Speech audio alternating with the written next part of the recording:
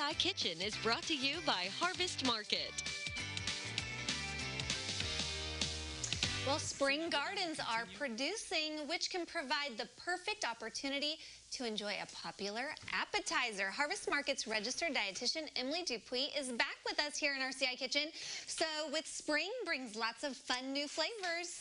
Oh my gosh, I love spring. We get all of this fresh produce. You know, we come out of a long winter that's kind of really dark and we don't have a lot of greenery. So I love spring in that we have so much green, so much produce coming. So I have the perfect spring appetizer utilizing lots of fresh produce.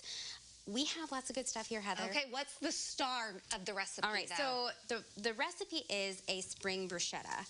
So really, bruschetta is any kind of topping that you put on toasty bread. So we're typically used to like a tomatoey bruschetta, right? Well, this takes advantage of spring produce, and so we are going to be utilizing asparagus. Okay. It seems really weird. All of the pieces kind of look like, well, how is this going to come together? But please trust me, it will come together. Is that a potato? What are those red? I can't tell from here. These are radishes. Okay, they look like little baby potatoes, they do like those little red look potatoes. They absolutely do, yeah. So when we cut into them, they're not going to look like potatoes. Okay. Well, that makes more sense. Sort of will, but so these are radishes, and these, of course, are super duper springtime. And so we are going to start. I'm just going to start making this. What we're going to do is, I already chopped off the ends, but these are a little bit woody. So I always like to chop off about an inch at least of the ends of asparagus because they can be really woody.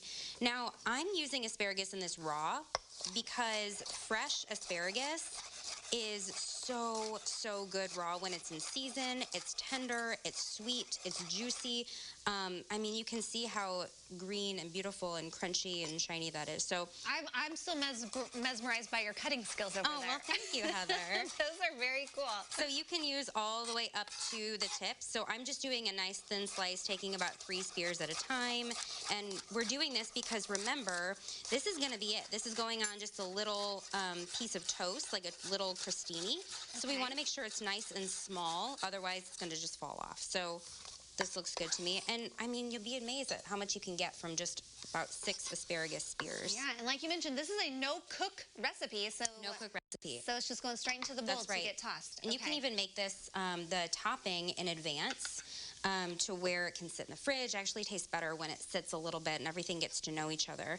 So I'm going to do a nice kind of thin slice of some radishes, and I don't peel my radishes. The skin is completely, totally edible, and so it adds to that really beautiful color. And it would also add to extra time and prep in the recipe if you were to do it. Oh my gosh, absolutely, Heather. You know what? I always tell people, if you can eat the skin, don't bother peeling because it's a waste of time. And a lot of times, a lot of the nutrition is in the colorful skin on the outside. Okay, we have about a minute left. Okay. So far we've got our asparagus, peas, radish. We've got radishes. So what we're going to do is we're going to do some fresh dill and parsley. This is totally so seasonal. These greens are just beautiful right now, especially dill. We are going to put some feta in here. So I got some bulk feta. Comes just like that. That is not how the feta looks when I've purchased it. That is very watery. It is. It's feta and brine. So this actually keeps it, this keeps it really nice and moist so it doesn't dry out.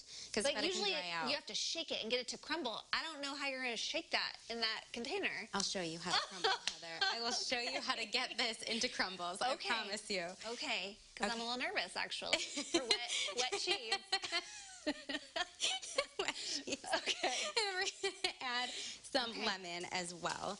Okay. So that is what is going to go into our topping. So I'm just going to keep prepping. You keep prepping, and I'll keep thinking about that wet feta over there. But in the meantime, there's the Harvest Market's Facebook page where you can give them a like, and their website. Hey, they've got great meal options that Emily prepares that you can then cook at home right along with her. We'll have all that information as well as the big reveal